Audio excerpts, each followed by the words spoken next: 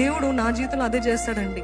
నేను అదే అడిగాను దేవుడిని వివాహం కాకముందు. ఎప్పుడైతే మార్మన్స్ పొంది రక్షించబడ్డానో దాని తర్వాత అడిగాను, దేవా ఇంకా ఈ లోకస్తులతోటి నాకు వద్దయ్యా, అనుభవించేస్తాను, పొందుకున్నాను, దెబ్బలు తిన్నాను, నాకు ఇవన్నీ వద్దయ్యా, ఈ స్నేహితులు వద్దు, ఇవంతా నాకు వద్దు, ఈ లోకం వద్దు, నాకు నిజంగా దేవా ఇది మొదలుకొని నేను అడిగేది ఒక్కటే ఏంటిదంటే, కుంటి వారిని ఇచ్చినా పర్వాలేదయ్యా నాకు భర్తగా, గుడ్డివారైనా పర్వాలేదయ్యా, అటువంటి వారు నీ సేవ చేసేవారు గుడ్డివారైనా కుంటివారైనా పర్వాలేదయ్యా, వారిచ్చినా సరిపోతుంది, కానీ వారికి నీ భయం ఉండాలి, నీ ఎడల ప్రేమ ఉండాలి, అంత మట్టుకి నేను కోరుతున్నాను అని ఒక కోరిక అడిగానండి.